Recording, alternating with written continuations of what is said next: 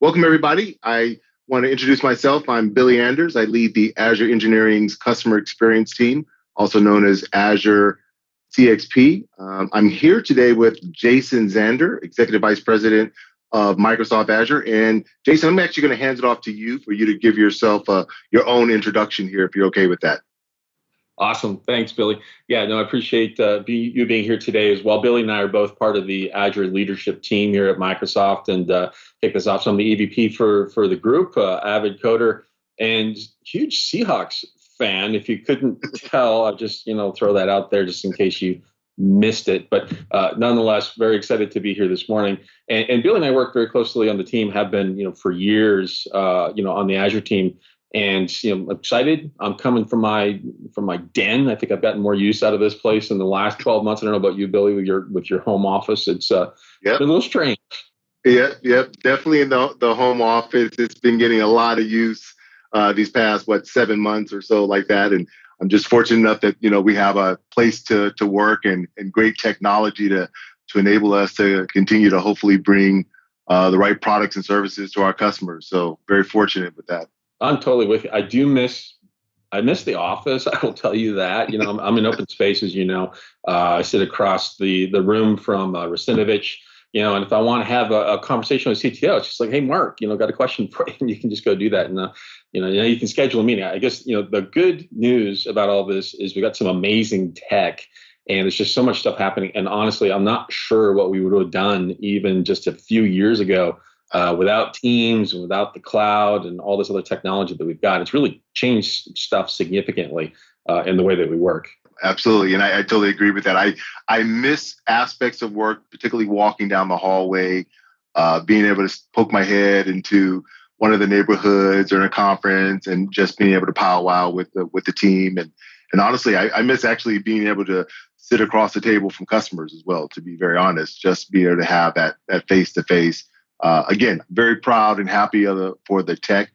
But, there's something to be said about being able to, back in the day, all of early this year, shake someone's hand and, look them in the eye and things like that. But again, happy that we have the tech. But I do one day look forward to getting back to whatever the new normal will be. So absolutely.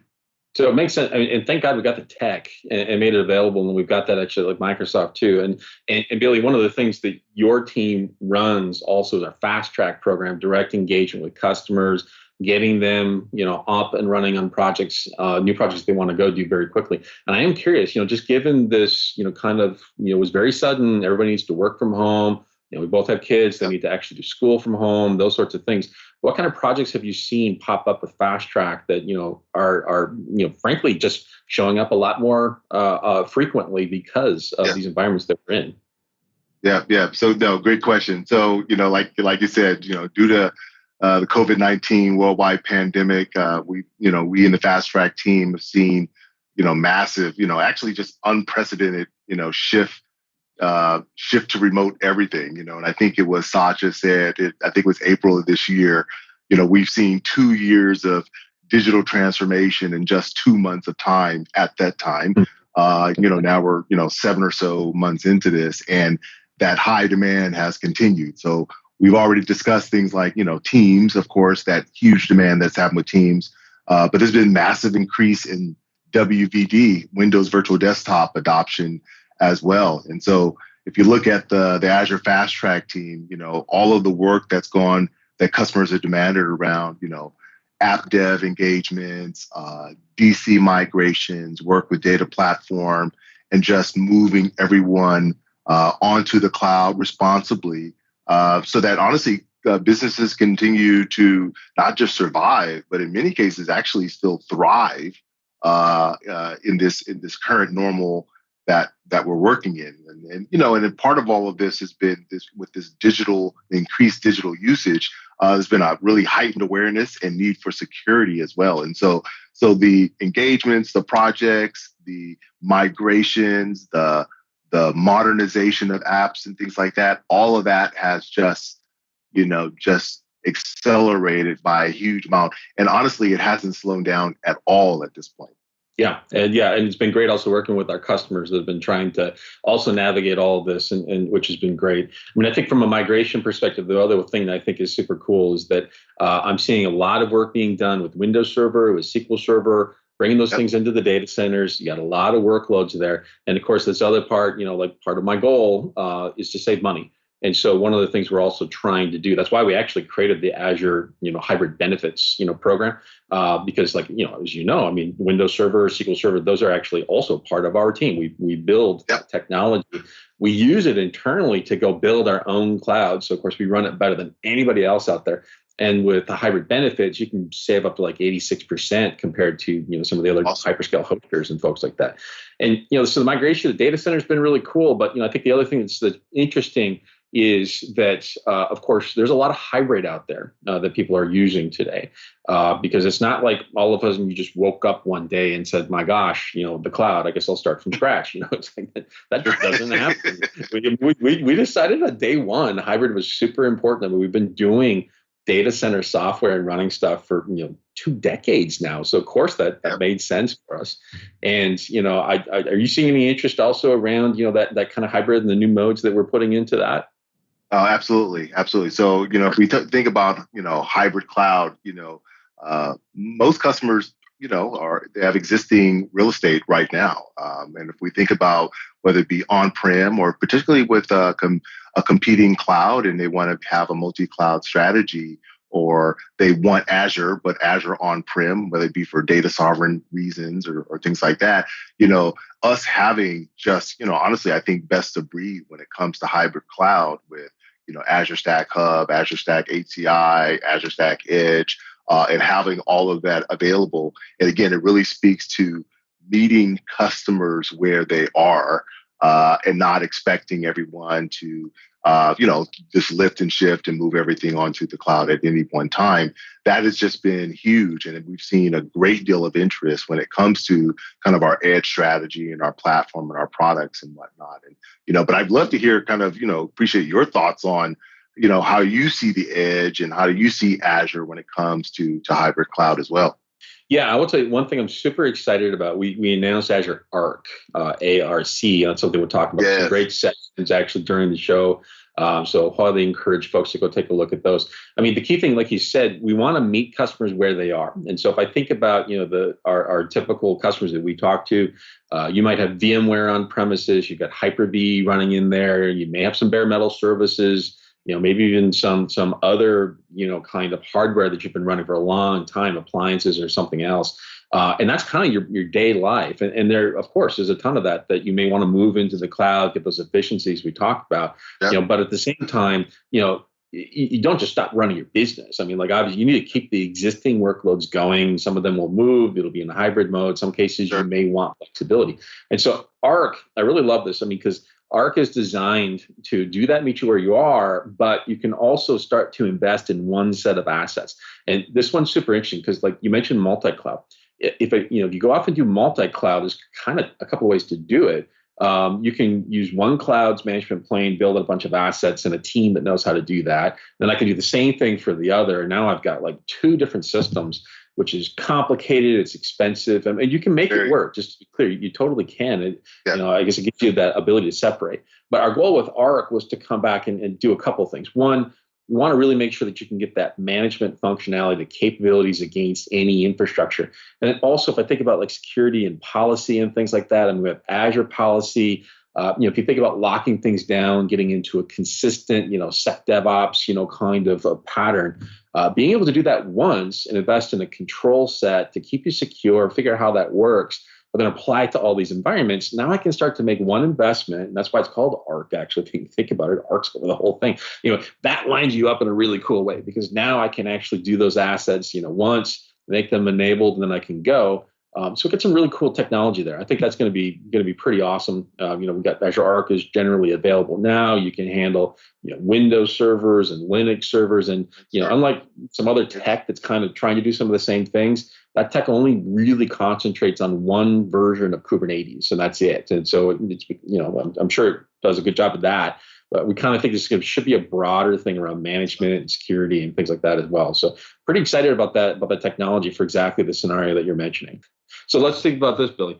You'd mentioned before around our Azure Stack and Edge appliances and stuff like that as well. I think that's another cool area that would be great to talk about because as you mentioned, it's also part of meeting people where they are. I think that is a super interesting if we think about this. So you mentioned Azure Stack HCI, Hyperconverge, Azure Stack Hub, Azure Stack Edge, making all that stuff, up and running. I mean, like there's these cool scenarios that I think really start to light up when I get to have cloud. And I know one of the things you guys do with the CRE, our customer reliability engineering, you're also spending a bunch of time trying to figure out how do we make this stuff symmetric? How do we make stuff work so that when you write a workload, I can deploy it anywhere? I mean, that feels really important to me. Do you hear the same, same feedback from customers? Absolutely. Yeah, absolutely. That's a really good point there. I mean, that's been probably a primary kind of use case that we're hearing is just what you're calling it symmetrical, just that consistency that customers have been looking for, ongoing across, kind of hybrid cloud with our Edge products. So absolutely. And I like the fact that we can take, so Azure Arc that we just talked about, again, works with other clouds, works with, your VMware, your existing estate, but also, of course, works with our Edge solutions. So the Azure Stack Hub, Azure Stack HCI, Azure Stack Edge works in the same, set of those. And with this point of, it is basically the same set of services that can run in both of those places. And so I know one of the things that you guys really do, I mean, one of the most common issues that people run into is how do you set yourself up for reliability? How do you set yourself up for consistency? And so that notion of being able to deploy into two places, do failover between them. I mean, you must spend a ton of time actually working with people to kind of, HADR, your high availability, your disaster recovery, and absolutely. All of those sorts of scenarios. Yep, absolutely. Okay, so we talked a little bit about Edge. I want to, kind of see if we can have a little conversation. So Satya yesterday announced the new partnership with AT&T, and I'd love to kind of get your thoughts on that when it comes to just what does that open it up? What does that open up for customers, and what type of scenarios do you expect that you're going to be seeing with that partnership when it comes to IoT with that announcement? Yeah, I'm very excited about this. I mean, Satya's done a really good job. He articulates, this notion very early on, this intelligent cloud and the intelligent edge. So if we start thinking about that, of course, we talked a lot about the cloud and the ability to scale and technology that we have there. In this case, we get now back onto the edge. So smart cities, smart campuses, vehicles, all these sorts of things.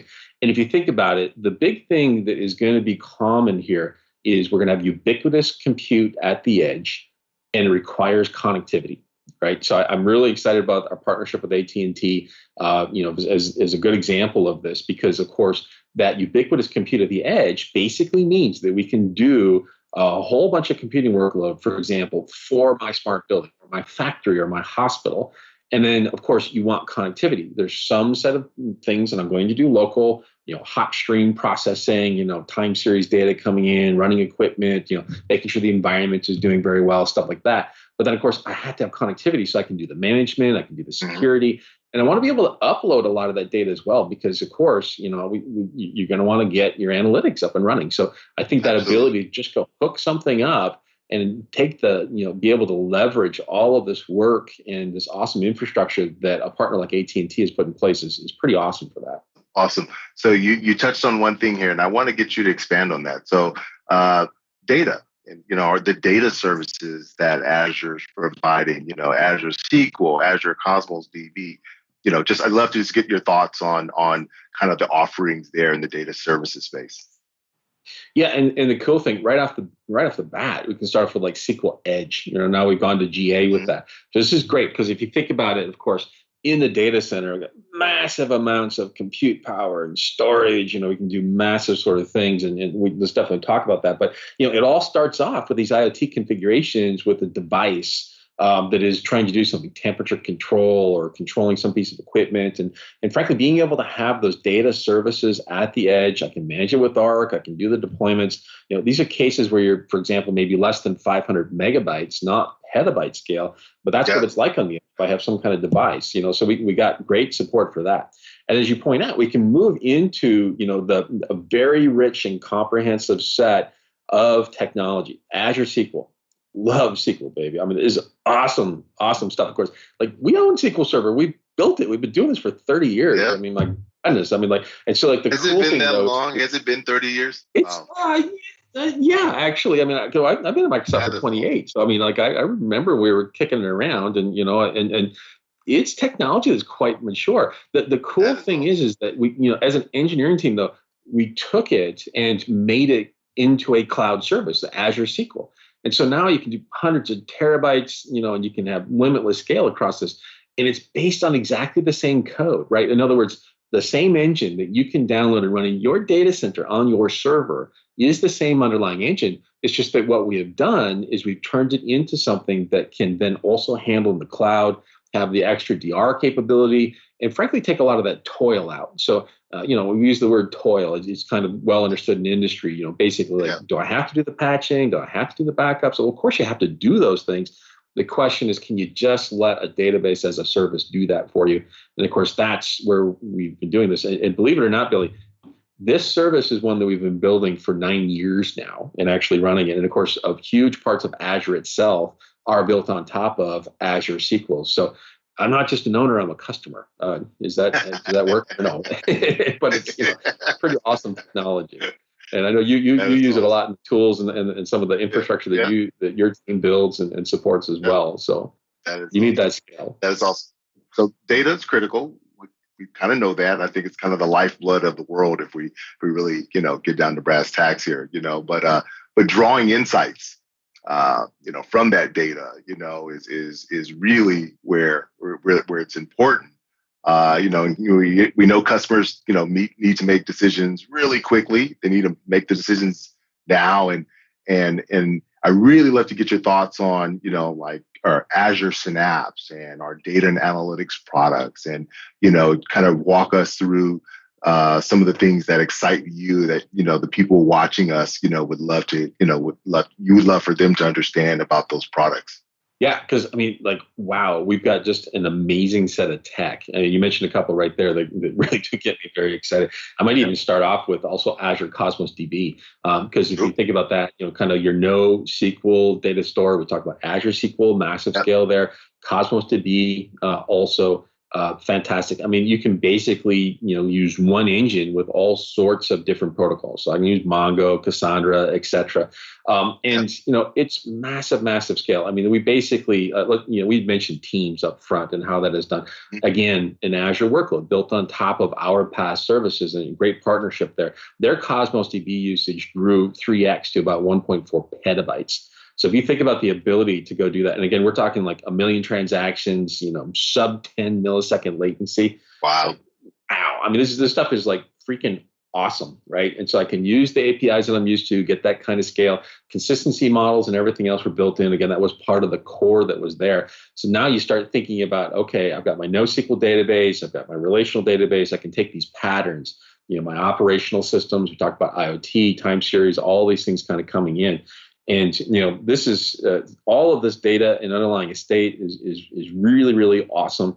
And it doesn't, it's not even just the tech that we create. I mean, because SQL Server is ours, Cosmos DB is ours, but we also have our services for Postgres and MySQL, very popular databases that are out there.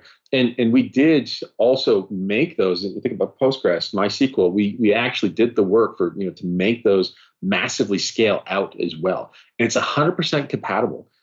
Which is pretty awesome. I mean, if you think about this, I mean, I see these claims like Spanner can go run Postgres and MySQL, and I guess the answer is if you want to throw away your schemas, get rid of your stored procedures, and do a bunch of query tuning, well, sure.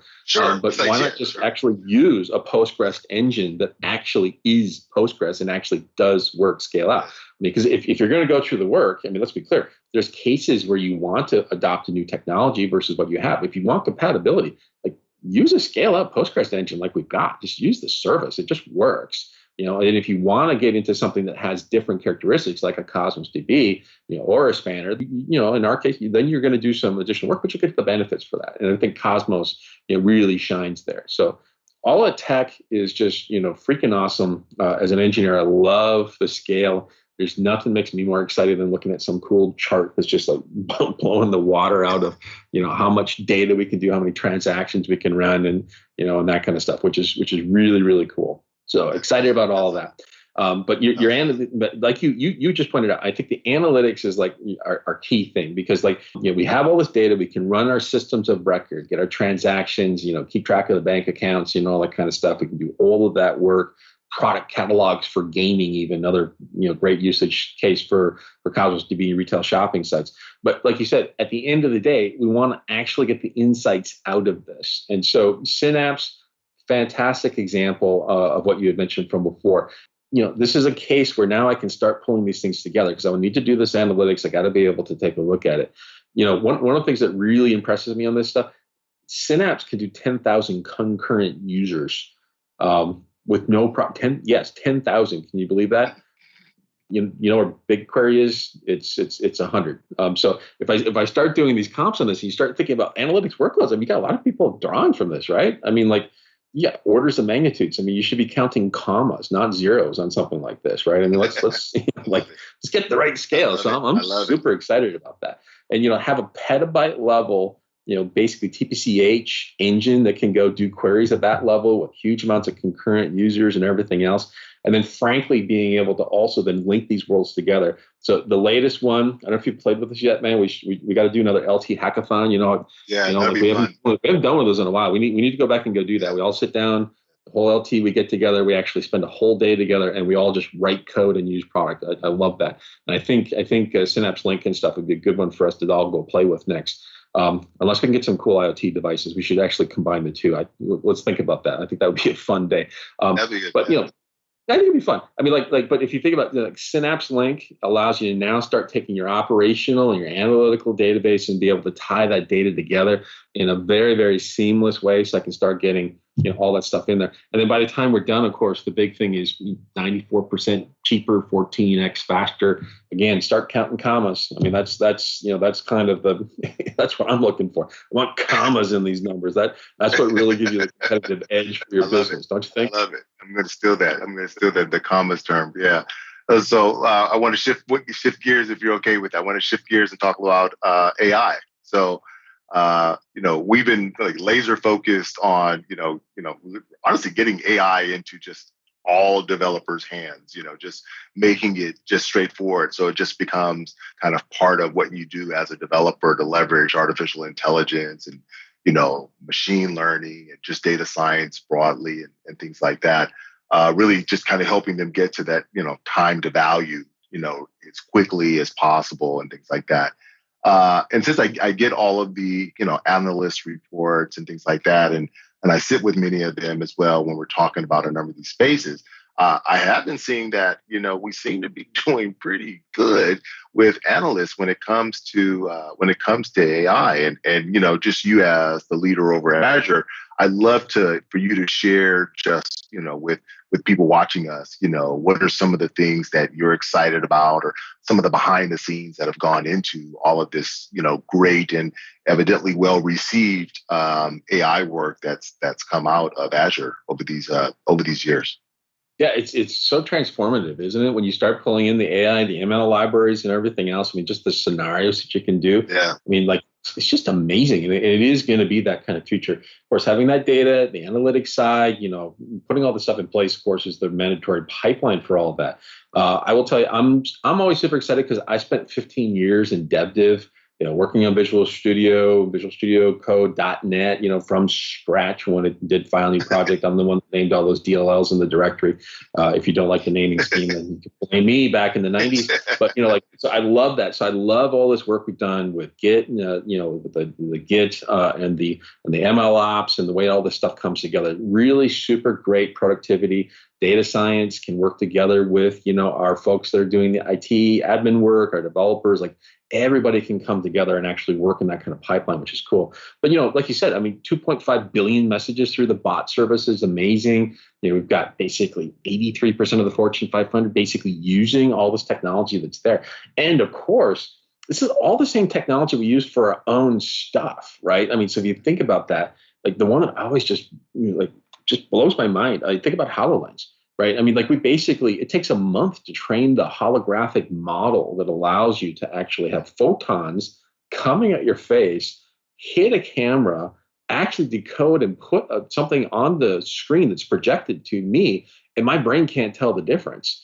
Like, wow, that's just unbelievably amazing, just amazing technology. And so this is some of the stuff that Microsoft has done, just massive billions of parameter models we've done with training and inference and stuff like that. It's just amazingly cool. And I'll tell you the other thing that's really cool about this, like when you build these models and it works really, that are all lined up, it's so easy to make it available to all of your users, right? I can come back with Power BI, right? And that's already a fantastic tool. I can slice and dice, and I use that in your day job every single day because I know I use the PBI dashboard you give me, man. But you can start putting AI underneath of that stuff as well. So it comes back. And then also if I think about like Azure Databricks, something that we've done as a first-party service, and first party basically means it's part of Azure. It's not just some download someplace. We've worked with the Databricks team to actually integrate it first class. So now I can get a Spark environment. I can have my Jupyter notebooks. I can combine all these things together, go leverage Git and all the DevOps, work that we've got. I can get the entire package working together.